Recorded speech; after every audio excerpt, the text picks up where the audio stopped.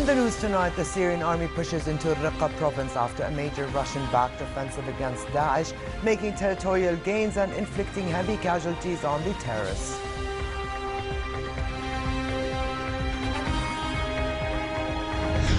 Flood waters in Paris and the southern suburbs begin to recede as the Seine River stabilizes, but rescuers from the Red Cross continue to evacuate people from inundated homes. And former world heavyweight champion Muhammad Ali, whose record-setting boxing career, flair for showmanship and political stands made him one of the best-known figures of the 20th century, dies at the age of 74. Good evening and welcome to a new edition of the news. Here are the details. A total of 30,000 underprivileged households across the kingdom will benefit from various royal initiatives aimed at assisting the poor, the elderly, as well as orphans and disabled persons. This came upon the directives of His Majesty the King, who asked the concerned royal court officials to ensure the implementation of those initiatives in collaboration with the Ministry of Social Development according to a transparent and fair selection criteria. His Majesty also directed the concerned authorities to support the ministry in order to ensure that it continues to offer assistance to beneficiaries through its affiliated institutions and charity organizations. Prime Minister Hani al-Mulki and his ministerial team received well-wishers at the Prime Ministry 2 days after the new government was sworn in before His Majesty the King. The Prime Minister and cabinet members welcomed former Prime Ministers, senior military and civic officials, heads of Arab and foreign missions in Jordan, as well as representatives of public, private and popular associations and members of the media.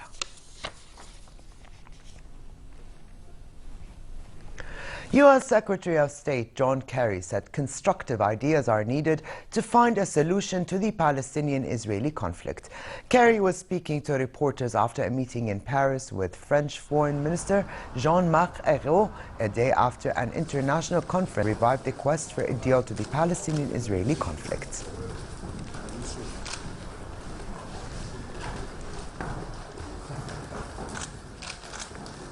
Something we shouldn't do in a haphazard way like this.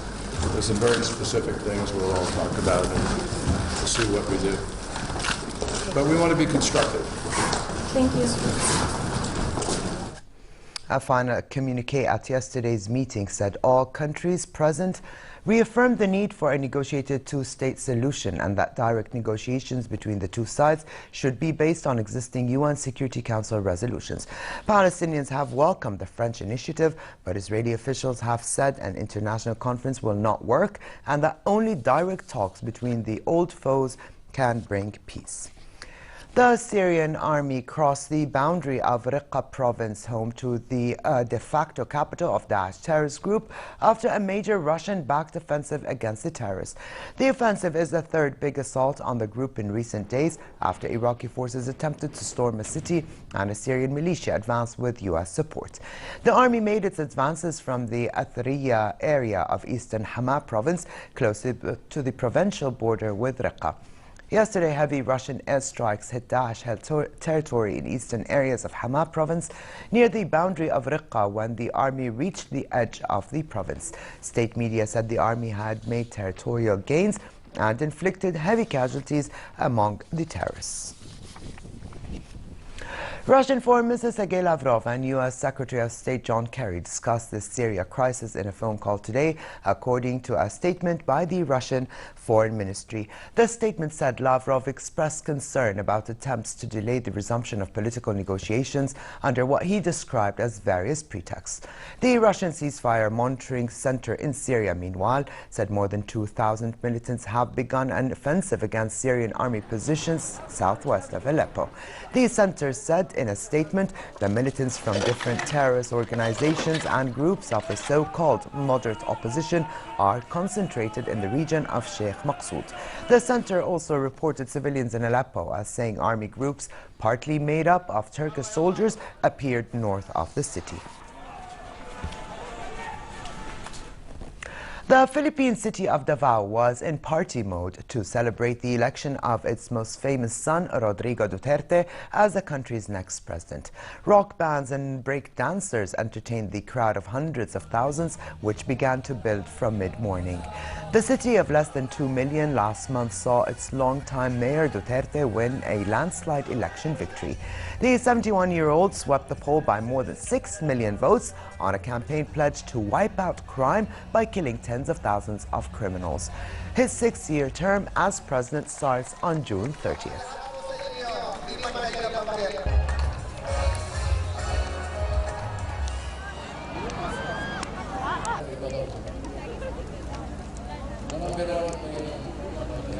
Answer from an American doctor na ang problema rin nila sa border sa Mexico is still we went home to Maribojo to run for Mexico. Floodwaters in Paris and the southern suburbs have begun receding as the river Seine stabilized after reaching 6.10 meters overnight, according to the Environment Ministry. Environment Minister Ségolène Royal said the level is expected to plateau over the weekend and slowly decrease, while hydrologists say it will take at least a week for the Seine to return to its normal level. Several roads remained flooded in one of the worst affected suburbs, around 18 kilometers south of Paris. Firemen and Red Cross rescuers continued to evacuate people from the inundated homes, where some residents were running out of potable water and food. Floods that inundated parts of France this week killed 4 people, injured 24 others, and forced about 20,000 people from their homes. Estimated damages due to floods could reach 600 million euros. More than 100 pieces of memorabilia from the life and career of Whitney Houston will go up for sale during a public auction in Beverly Hills on the 24th and 25th. Items from Houston's 30-year career, including awards and stage-worn costumes, will be up for grabs. The sale, titled the Whitney Houston Collection, also includes her one-of-a-kind wedding dress. Highlights of the auction include her personal script from the film Waiting to Exhale and a U.S. passport used during her first international tour in 1985. Houston drowned in a bathtub in 2012 at the age of 48.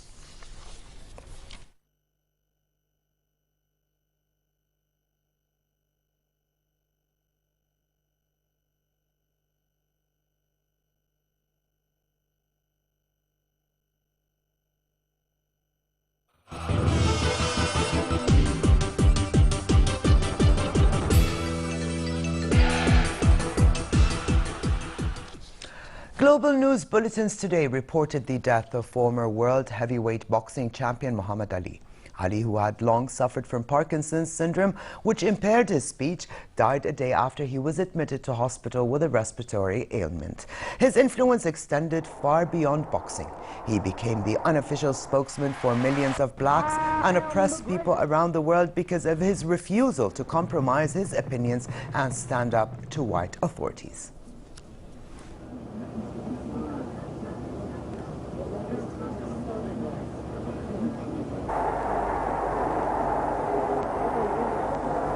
I told you, all of my critics, I told you all that I was the greatest of all time.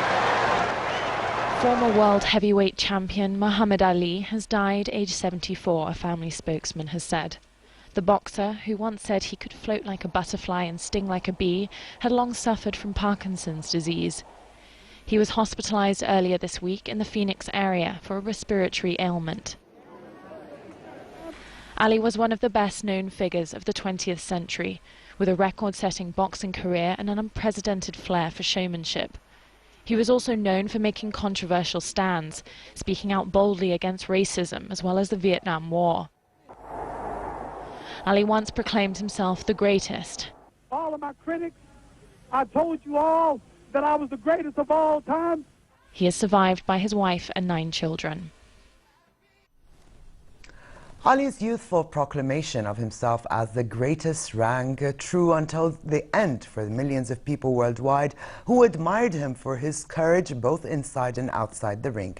Ali was born in Louisville, Kentucky on January 17, 1942 as Cassius Clay, a name shared with a 19th century slavery abolitionist. He changed his name after his conversion to Islam. Boxing greats, artists, politicians and athletes mourned the passing of boxing great Muhammad Ali online. His Majesty King Abdullah on the Royal Hashemite Court social media page paid tribute to the late Ali. Muhammad Ali was the hero of a generation and a legend of our time. He fought hard not only in the ring but in life for his fellow citizens and for civil rights, His Majesty wrote, adding, the world has lost today a great unifying champion whose punches transcended borders and nations. US President Barack Obama, who keeps a pair of Ali's gloves on display in his private study, also paid tribute to the boxing legend, saying his fight for racial justice and religious tolerance shook up the world and was an inspiration. George Foreman, a former heavyweight boxer who lost to Ali in Zaire in a classic 1974 bout known as the Rumble in the Jungle, said on Twitter, "A part of me slipped away, the greatest piece." And boxer Roy Jones Jr. also said in a tweet, "Rest in peace to one of the greatest to ever step in the ring."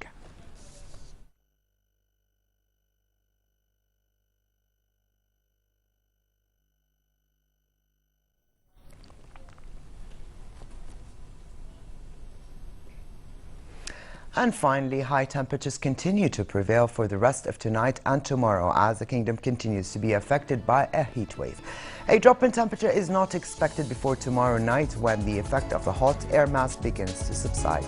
In the Gulf of Aqaba, a high of 43 degrees Celsius is in the forecast with northerly moderate to brisk winds and slightly high seas. Here now is a look at temperatures forecast for tonight and tomorrow.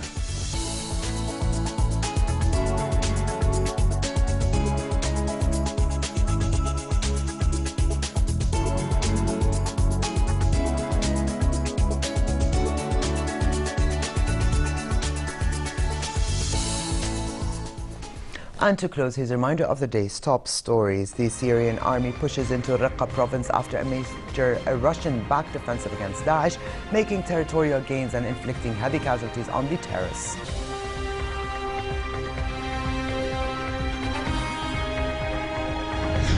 Flood waters in Paris and the southern suburbs begin to recede as the Seine River stabilizes, but rescuers from the Red Cross continue to evacuate people from inundated homes.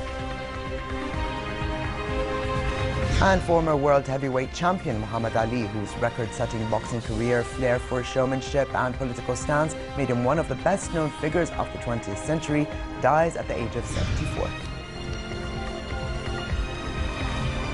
And with this, we come to the end of this edition of the news. I'm Hayat Khan. Thank you for joining us and have a good night.